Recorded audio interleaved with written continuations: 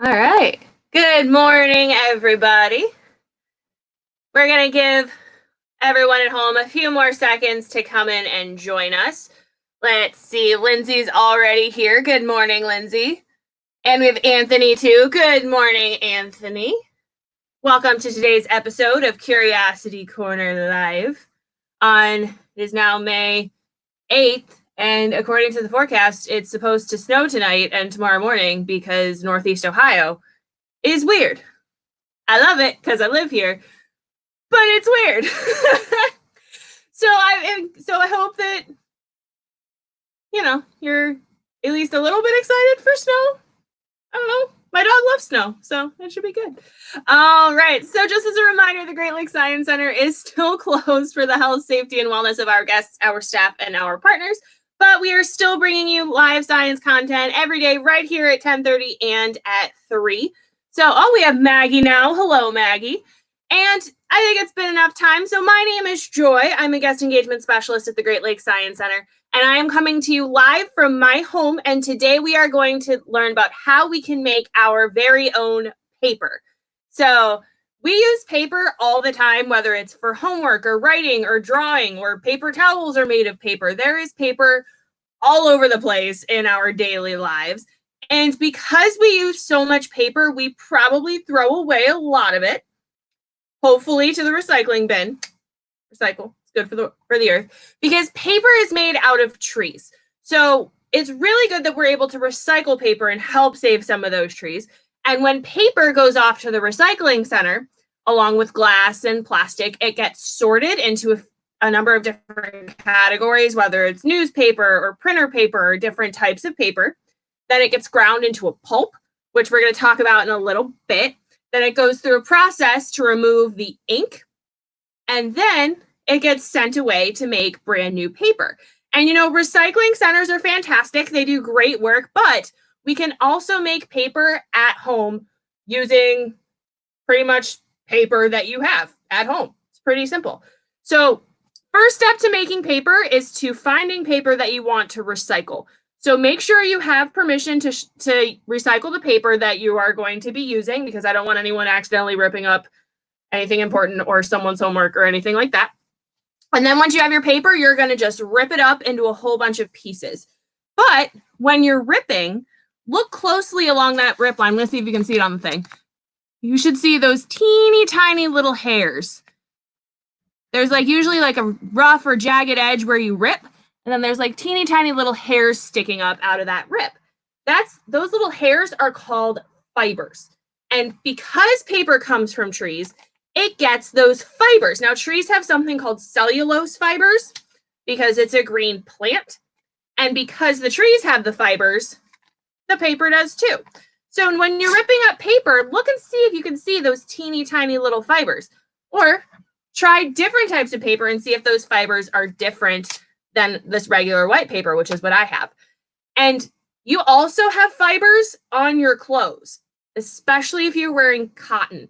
So if you're wearing something that's made of cotton right now, take a really close look at it. You might see some little teeny tiny little hairs sticking up in random places. Can't really see it as well on my button down, but there's teeny tiny little hairs. Now, compare those little fibers to the fibers in your paper. They probably look different. So I will say the fibers on my paper are sticking straight up, and the fibers on my clothes are usually a little bit more swirly and they don't stick up as high. But no, Isaac, I never noticed that either until I started doing research, and I looked and I was like, oh, there's little fluffies. They're kind of hard to see. But so take a look at those fibers. So once you have your paper shredded into tiny pieces, you can just throw it in a bowl, or you can do it put it in a bowl as you go. Whatever bowl you use, it really honestly doesn't matter. As long as the bowl can fit in your paper, or your paper can fit in your bowl. That's the correct way to say that. As long as your paper can fit in your bowl and it doesn't have a whole bunch of holes in it, you're fine. A quick warning. If you are shredding up newspaper to make new paper, it works really, really well. But sometimes in this next step, the ink runs. So just be careful with what bowl you use if you're going to use newspaper. So You're going to put your paper scraps in a bowl, just like that. So now, Lindsay could see those fibers. That's awesome. So I have now a bowl of paper scraps, and I could tape them together to make a sheet of paper, but that's not really recycling them. That's making a puzzle.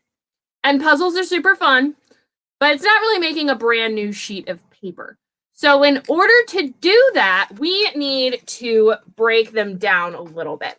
So what we're going to do is you're just going to grab some water, pour it right over those scraps of paper, just like that. Again, we want to make sure that those little paper scraps are soaking and completely covered in water, because what this will do is it will start to create that pulp that I mentioned. And also, when those fibers that I talked about get wet, they get really, really sticky. And because the fibers are helping hold the paper together, we want them to be sticky so they can mat together and squish and make one sheet of paper. So once you have your paper soaking, you're going to want to leave it sit for a while. I would say this will be probably ready to go in a couple of hours. We want to make sure that as much water gets into that paper as possible. So when you're done, when it's soaked, it'll still be these little scraps of paper, but they'll be just wet and floppy. So I'm going to put that down after I spill some water on my table. You know, just show you it's real water. Now, after that, we want to make a pulp. And I mentioned pulp a couple of times already in this stream, but we're going to go over what pulp is. So pulp is just broken down paper, because in order to make a completely new sheet of paper, we need to break down what already exists. So you can do this a couple of different ways, whether it's just a hand blender or a potato masher, although a potato masher will take a very long time. Or you can just do what I did and grab a blender and throw your paper scraps and your water in there and just hit blend. I'm not going to blend it on camera because this blender is very loud and the cord is very short and the plug's all the way over there. But I did blend, so I did make some pulp before the broadcast. So this is pulp. Does anyone have any observations about my pulp other than the fact that it just fell off my spoon? All right, so what do you observe? What does this pulp look like? Does it look like a sheet of paper? I don't think so. It's very gloppy and squishy. It's also very wet. You cannot see this, but in the bottom of my bowl, there's a whole bunch of water, and I don't want to tip my bowl so you can see it because I don't want to spill the water on the electronics. Looking at you, Jared, the Science Viking. Lindsay thinks it looks like poop. It's very, very squishy. That is true. So we have our pulp. Now, we need to turn this into paper. And if I leave this sitting out, it will dry after a very long time as this kind of rock. So you can make a paper rock, or you can make a sheet of paper. And if you have like a screen at home with like a frame around it, that works really well. But if you don't have a screen, I don't have a screen. If you don't have one, you can use a mold that you make yourself. So one thing that I've noticed works really, really well for molds is this thing. So I have a cabinet upstairs with a whole bunch of those reusable plastic containers in it, and none of the lids match any of the containers, and it's a struggle, but they work really, really well for this. So if you have a lid or really anything that has like a flat bottom, so this has a flat rectangle bottom, so you just need something that's flat and a piece of plastic wrap that'll help it not stick. You're just going to wrap your plastic wrap around your lid, and you have a mold. So what you're going to do, yep, cookie sheet will also work great. Now, here's the thing. You can make your paper into whatever shape you want. If you don't have a lid that matches the shape that you want to make it, that's okay. You can spread it out on something like a cookie sheet. And then once it's dry, you can cut it into whatever shape you want because it's paper. Paper cuts really, really easily. So when you're ready to have your mold ready to go, you just grab a spoon, scoop out your pulp onto your mold. And what you want to do is make sure that it's spread out evenly, because this will help it dry well. Because if you leave it as a rock, it will take approximately 10 zillion years to dry, give or take a day. But if it's evenly, it'll dry a lot quicker and it'll dry nicer. And so you can use a spoon to spread it out, or you can just use your fingers because it's paper. It's completely safe to touch. So I have here my nice piece of paper spread out evenly. There we go. Starting to look a little bit more like paper now. Not quite there yet, but it's getting there. So now we want to remove the moisture because is paper usually wet or is paper usually dry? Paper can get wet, but paper that's wet is usually really limp and doesn't really work very well because it sort of disintegrates and you can't really write on it. So we need to remove the moisture. And one way that I discovered works really well is, yep, it's dry. So I've realized that if you take your blender, before you even put your pulp in a bowl, I have like a spatula that has a bunch of holes in it. And so I held this over the sink and I poured the pulp little by little on there, and a lot of that extra moisture ran down, and then I put it in the bowl. So it just saves you a little bit of time. You don't need to do this, but it helps.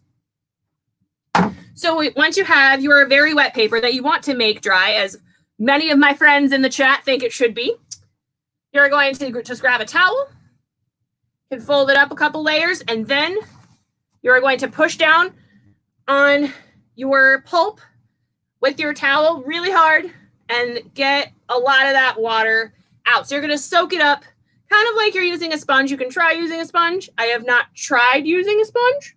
With this, towels just cover more surface area. So if you are using a screen, make sure you have a container underneath it because the water will run out the bottom. If you're not using a screen and you're using a mold, some of the water might come up over the sides a little bit. So just be very aware of your surroundings. But let's see. Starting to look a little bit more like paper now. It's still really wet, but it's not the blobby blob that it was before. And it's very, very important that you do this step and push down on that paper pulp, because remember I said those cellulose fibers get really, really sticky when they're in the water. When you push down on them, they start to mat together again and weave, and then they make one sheet of paper. So once you've squeezed out as much water as you can on this side, you can grab your towel, lay it out on a table just like this. And now you're going to remove your paper. Now, so just take your mold, flip it upside down. Here, I'm going to move my camera down so you can see this a little bit better. So you're going to flip it upside down, then just undo your plastic wrap. Your lid should pop right off, just like that. And then we can peel our plastic wrap. And you got your paper out of your mold.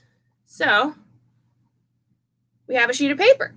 Now, this is not ready to go yet. It's still really, really wet. So we have to leave our paper sit. And how long you leave your paper sit will depend on the size of paper you made, how thick it is, sometimes on the type of paper. I would recommend at least leaving it overnight, so that way as much of that water can evaporate as possible. And once it's dry, you can write on it, draw on it, cut it into whatever shapes you want, and you've made paper, which brings me to your challenge. So my challenge to you is to make your own paper at home. So you can try whatever type of paper you want. Try different types of paper. See which one works the best. You can make colored paper too. If you use colored scraps, I made this piece of orange paper yesterday out of some construction paper scraps. So I made this on a circle mold, so this is really fun. And then let's see, this is what this type of paper looks like when it's dry. I can write on this, draw on this, whatever you want. So make your own paper. They make great gifts. As you know, Mother's Day is coming up this weekend, so you can make a card, draw a picture, write something on this piece of paper, give it to mom, grandma, aunt, sister, whoever you want, or keep one for yourself, give it to a friend. Whatever you want to do, we really want to see what you can create with your paper that you make at home. So to that end, make sure you share your creations with us. Tag us, use our hashtag StayCuriousCLE. We're really excited to see what you come up with. So make sure you come back at 3 o'clock. I'm going to show you another cool thing you can do with homemade paper, and I'm going to give you a sneak peek at what is coming up next on Curiosity Corner Live. So get creating, have fun, and until next time, stay curious.